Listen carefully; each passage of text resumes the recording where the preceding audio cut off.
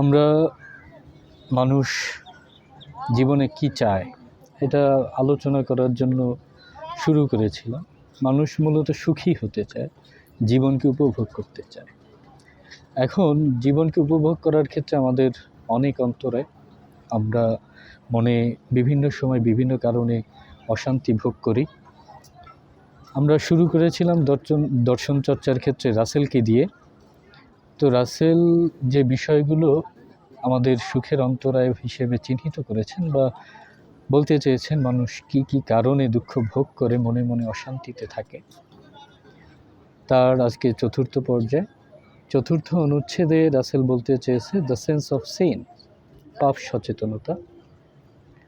মানুষের একটা প্রচলিত ধারণা আছে, যখন আমরা কোনো কাজ করি তখন সেই কাজ করতে গেলে আমাদের মন যদি বলে এটা অন্যায়, সেটাকে আমরা নাম দিয়েছি বিবেক। এখন দেখা গেল বিবেক তো সব সমাজে একই রকম কাজ করে না। বিবেক তো কোনো শাশ্বত ব্যাপার নয়, কারণ আমার কাছে শূকর খাওয়া অন্যায়, এটা অন্য আরেকজনের কাছে খুবই সাধারণ একটা ব্যাপার।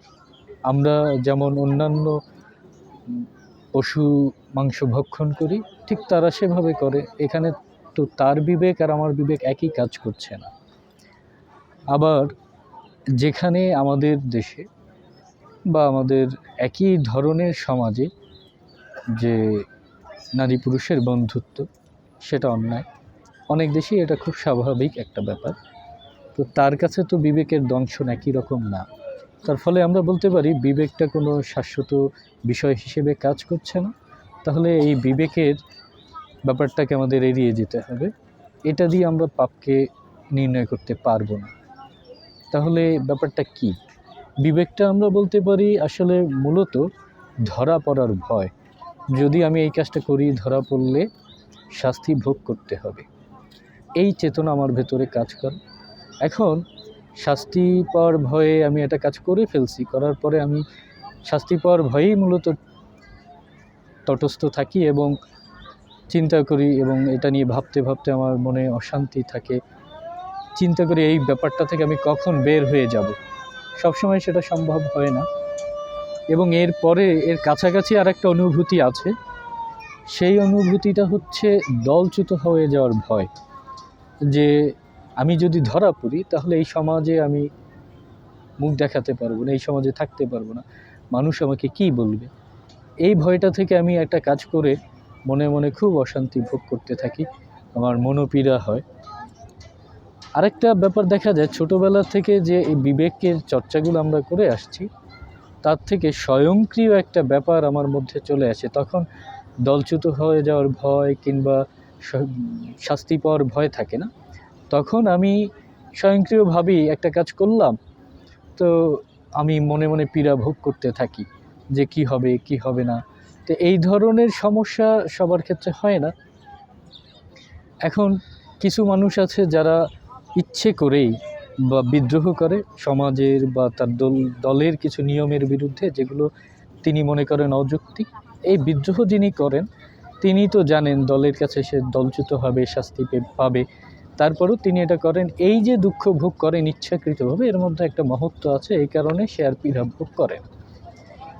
আর তাহলে এখন আমরা এই যে বললাম যে এগুলো নিয়ে আমাদের দুঃখ পাওয়ার কোনো কারণ নেই, আমাদের যুক্তি দিয়ে বিচার করতে হবে যে আমি যে কাজটা করলাম সেটা যৌক্তিক কিনা। এখন এটা আমরা বিচার করব কিভাবে? যতক্ষণ পর্যন্ত আমার কাজটা আমার অথবা আমার সমাজের কোনো ক্ষতি করছে না, ততক্ষণ পর্যন্ত কাজটা ঠিক আছে।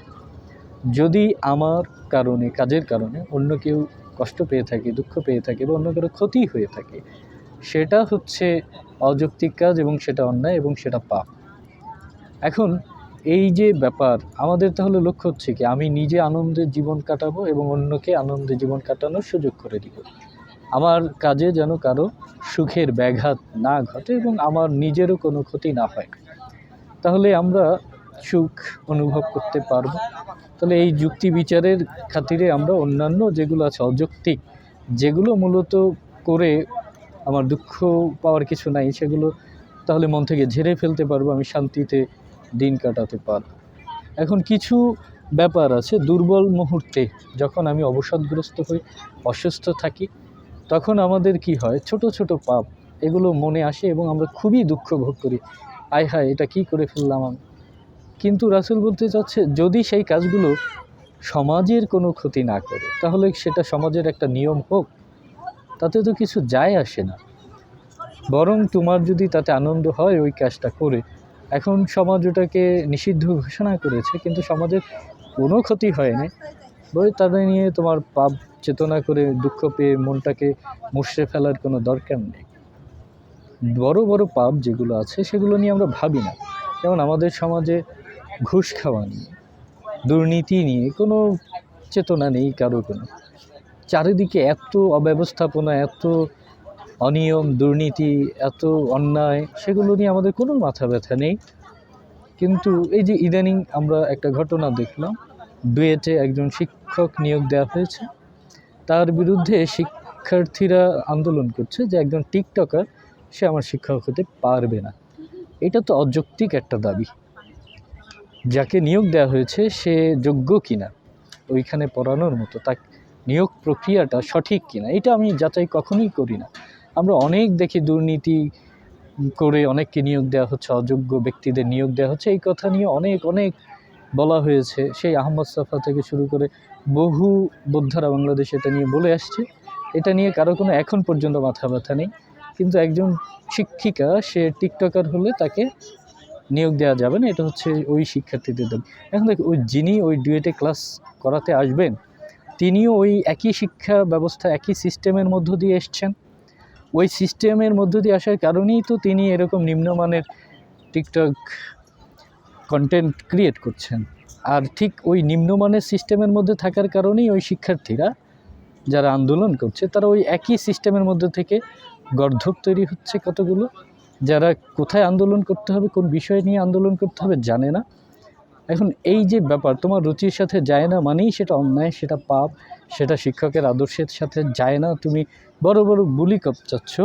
কিন্তু এই দেশে কত এর চেয়ে জঘন্য পাপ হচ্ছে, জঘন্য অন্যায় অপরাধ হচ্ছে, যে কারণে সকল মানুষ ভুক্তভোগী, সেগুলো নিয়ে ওই শিক্ষার্থীদের কোনো মাথা ব্যথা নেই এবং সেই সমস্ত কোনো আন্দোলনেও তাদেরকে কখনো দেখা যাবে না। তাহলে এইখানেই রাসূলের বক্তব্য যে আমরা যেগুলোকে পাপ মনে করছি সেটা খুব ছোট হলেও আমরা অন্তর্দ্বন্দ্বে ভুগছি, আমরা দংশন হচ্ছে বিবেকের দ্বারা। এগুলো হচ্ছে বড় কী কাজ, আমাদের নিজেকে যুক্তিবাদী হিসেবে উপস্থাপন করা, আমাদের যৌক্তিক জীবন যাপন করা, এবং আমার কোনো কাজের দ্বারা যখনই কেউ ক্ষতিগ্রস্ত হবে সেইটাকে পাপ হিসেবে বিবেচনা করে। এবং যৌক্তিক মানুষ কী করবে, যদি পাপ হয়েও যায় সে আর এটা করবে না, এই বলে নিজের কাছে সে প্রতিজ্ঞা করবে যে আই এম সরি, এই রকম ধরা গেল আমার কারণে কেউ ব্যথা পেয়েছে, সেখানে সে কি করবে, এই কাজটা একজন যুক্তিবাদী মানুষ আর করবেই না, এবং সে নিজের কাছে সরি হবে এবং এটি হয়ে গেল। এখন এটা নিয়ে তার সারা জীবন মনোকষ্টে ভোগার কিছু নাই, তাতে তো জীবনটা তার থেমে যাবে। তার জীবনটা যে আরও সৃষ্টিশীল হতে পারতো, আরও বেশি যুক্তিযুক্ত হতে পারতো, মানুষের কল্যাণের এই জীবনটাকে উৎসর্গ করা যেত, সেই পথটা রুদ্ধ হবে। তো রাসূল বলছে যে এগুলো করার দরকার নেই, বরং আমার আরও বেশি সৃজনশীল হওয়া, আরও বেশি যুক্তিবাদী হওয়া, আরও বেশি সমাজের কাজে নিজেকে নিয়োজিত করা দরকার। এই খাটো যেগুলোকে আমার বিবেক, আমার সমাজ, আমার ধর্ম, রাজনীতি বলছে যেগুলো করা যাবে না, সেগুলো যদি হয় যে সমাজে কিচ্ছু যায় আসে না, বরঞ্চ যার সাথে আমার এগুলো হচ্ছে সে এবং আমি খুশি বা আনন্দিত হই, তাহলে তো এটা ভালো, এটা করা যায়। তো আমরা তাহলে কি করব, দুর্বল চিত্তের হব নাকি সবল চিত্তের হব? আমরা আমাদের নিজেদেরকে দুর্বল করে না ফেলে বরং মহৎ করার জন্য আমাদেরকে যুক্তিকে গ্রহণ করতে হবে এবং সকল অযুক্তিকে ঝেড়ে ফেলতে হবে।